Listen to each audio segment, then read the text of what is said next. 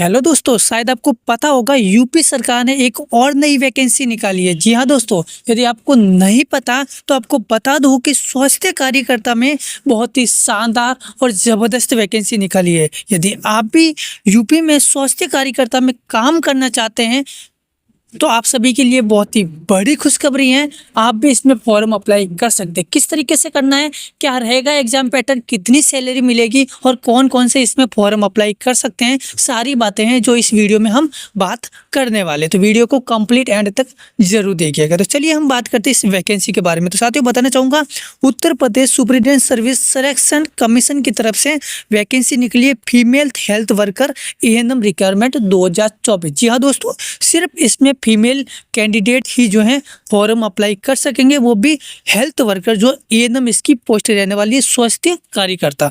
जी हाँ दोस्तों, इसका नोटिफिकेशन जो है ऑफिशियल वो आपका 14 अक्टूबर 2024 को निकल गया था और आपकी जो एप्लीकेशन फॉर्म है वो आप 28 अक्टूबर 2024 से भर पाएंगे और लास्ट डेट आपकी रहेगी 27 नवंबर 2024। जिसकी हम बात करें फीस की लास्ट डेट की, तो बताना चाहूँगा 4/12/2024 तक जो है आप जो है इसकी फीस आप पे कर सकते हैं लास्ट एंड तक, है ना। यदि आप फॉर्म में कोई गलती वगैरह हो जाती है तो करेक्शन की हम बात करें तो जो है 4 दिसंबर 2024 तक आप फॉर्म को एडिट कर सकते हैं, करेक्शन कर सकते हैं, अपडेट कर सकते हैं। जी हाँ दोस्तों, चलिए तो हम बात करते हैं इसकी एप्लीकेशन फीस की कि भाई इसमें क्या एप्लीकेशन फीस आपकी लगने वाली। जनरल यदि ओबीसी कैटेगरी में आते हैं तो आपकी 25 रुपये आपको चार्जेस देना पड़ेगा। SC ST में आते हैं तो भी 25 रुपये देना पड़ेगा। और यदि फिजिकल कैंडिडेट हैं, जो भी आपको फिजिकल रूप से हैंडीकैप हैं, उनके लिए भी आपको 25 रुपये मात्र आपको देना पड़ेगा। तो बहुत बड़ी खुशी है उन सभी महिलाओं के लिए। मात्र 25 रुपये में जो है एएनएम की जो है वैकेंसी आप पा सकते हैं, उसमें फॉर्म अप्लाई कर सकते हैं। ठीक है, चलिए तो जानते हैं इसके आगे के प्रोसेस के। तो साथियों बताना चाहूँगा, इसकी टोटल वैकेंसी की बात करें तो 5272 पदों की वैकेंसी है। उन सभी महिलाओं और उन सभी बहनों के लिए बहुत ही बड़ी खुशखबरी है, क्योंकि एएनएम की बहुत ही शानदार वैकेंसी निकली, वो भी 5272 पद की। तो आप सभी महिलाओं के लिए बहुत ही बड़ी खुशी की बात है ना। तो टोटली पोस्ट हैं वो किस हिसाब से निकली है, तो बताना चाहूँगा। जो जनरल कैटेगरी उनके लिए 2399 पद दे रखे हैं। ओबीसी कैटेगरी के लिए 1559 पद हैं। ईडब्ल्यूएस कैटेगरी में यदि आप आते हैं तो 489 पद दे रखे हैं। और एससी कैटेगरी में यदि आप आते हैं तो 435 पद आपके दे रखे हैं। ठीक है, और SC ST में आते हैं तो 390 पद आपके दे रखे। टोटली आपके पद है 5272 पद। अब इसमें क्या एलिजिबिलिटी चाहिए, क्या एजुकेशन होनी बहुत ही ज़रूरी है, तो चलिए हम जानते हैं। उसके लिए सबसे पहले आपका जो है UPSSC जो है PET 2023 जो है आपका एग्ज़ाम क्वालिफाइड होना चाहिए। उसी के आधार पे जो है आप इसमें फॉर्म अप्लाई कर सकेंगे। यदि PET 2023 का एग्ज़ाम जो है क्वालिफाइड नहीं कर रखा तो आप इसमें फॉर्म अप्लाई नहीं कर सकते हैं, है ना। बिल्कुल दिमाग से आप निकाल दीजिए, इस बात को आपको विशेष जो है नोटिस करना है। सिर्फ आपको फीमेल कैंडिडेट इसमें फॉर्म अप्लाई कर सकते हैं, मेल वाले इसमें ध्यान नहीं दे। ठीक है जी। और दूसरी बात है कि 10+2 पास होना बहुत ही जरूरी है। वो एक्चुअली नर्स एंड जो है मिडवाइफ जो एएनएम है वो आपका होना बहुत ही जरूरी है। वो भी यूपी से पास आउट होना बहुत ही जरूरी है। नर्सिंग काउंसलिंग, है ना। फिर एज की बात करें तो 18 से लेकर 40 साल वाले हैं जो इसमें फॉर्म अप्लाई कर सकेंगे। यदि एज की हम बात करें तो 1/7/2024 से ये एज लागू होएगी। क्या आप सोच रहे होंगे कि SC ST वालों के लिए भी विशेष यदि छूट दे रखी है, तो वो भी हम बात करते हैं। SC ST वालों के लिए बताना चाहूँगा, SC ST और OBC वालों के लिए 5 साल की छूट दे रखी है।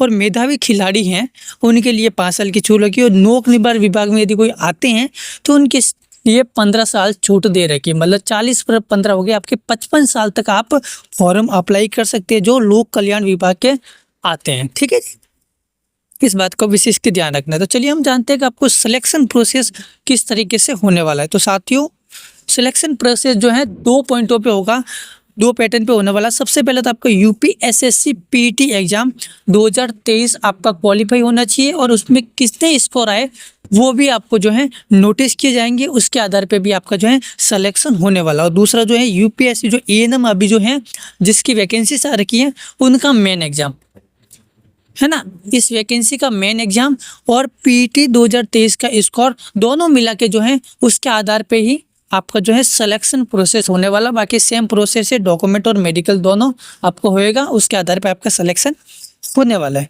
ठीक है जी, इस बात को आपको विशेष कर ध्यान रखना है। चलिए तो जानते हैं कि इसका एग्जाम पैटर्न किस तरीके से आपका होने वाला है।